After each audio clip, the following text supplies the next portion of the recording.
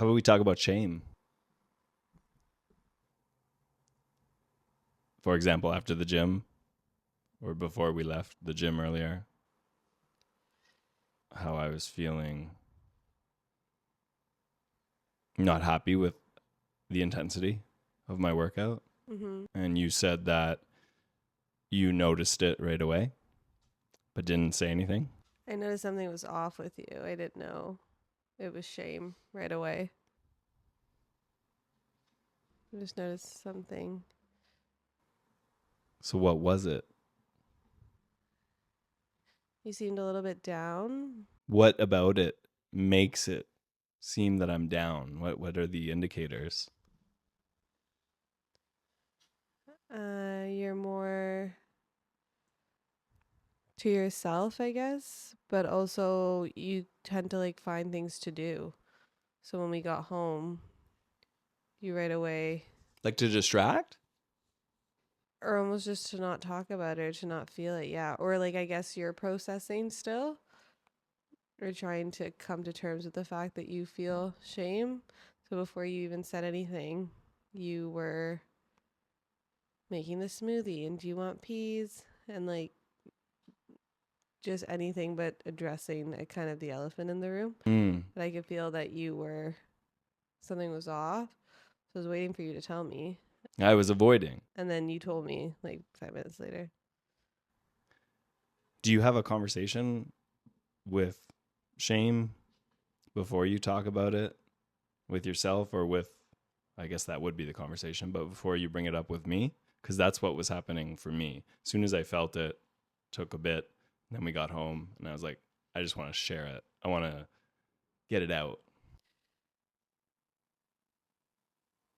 Yeah, but I think my conversation with shame is maybe or with my shadow, I guess, is a little bit different than yours. I think I give mine too much power in the conversation, whereas yours is based on at least what you told me, coming to terms with the fact that you were able to tell me finally.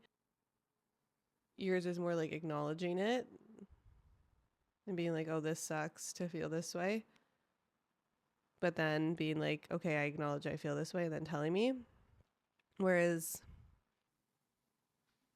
as you like to call it, I get down a little bit of a rabbit hole. And I go a little tunnel vision because I'm like, oh, well, if my own brain is thinking this, it must be right. Does that make sense? Which is why I guess when I'm feeling shame, the conscious side of my brain tries to like twist it into like just needing support or reassurance because it's an insecurity when really it's an insecurity, but it's the shame, like the shadow talking. And we've talked about this before. You need me to be there for you in a particular capacity. And oftentimes I struggle to not only acknowledge what you're saying and listen to you, but to give you the space to actually feel safe enough to explore it within the relationship. And I feel it's very defeating at times because it comes up and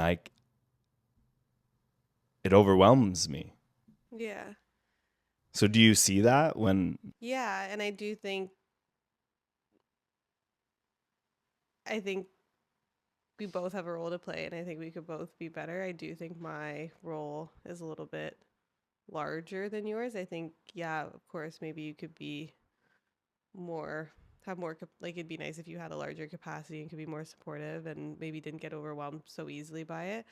But I read this excerpt of something which was talking exactly about this. And they gave like a very, you know, reflective metaphor of this exact scenario. Whereas when you're feeling shame or an insecurity or anxious, it's like lighting a match, like fire.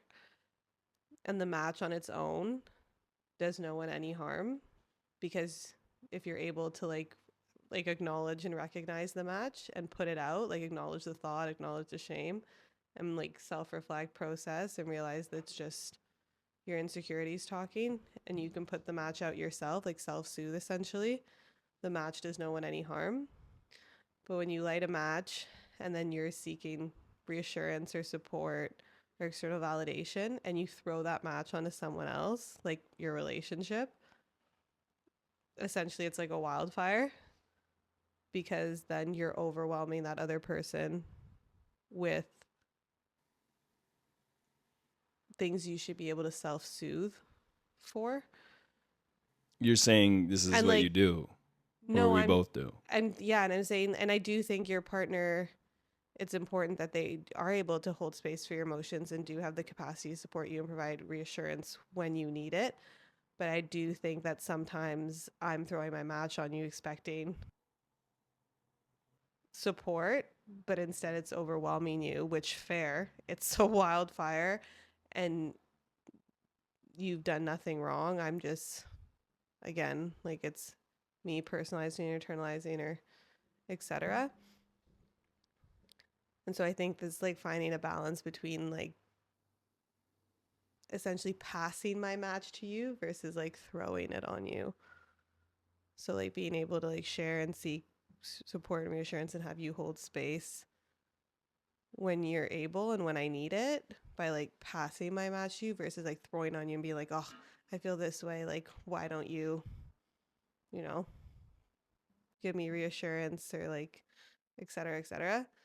Because then that overwhelms you.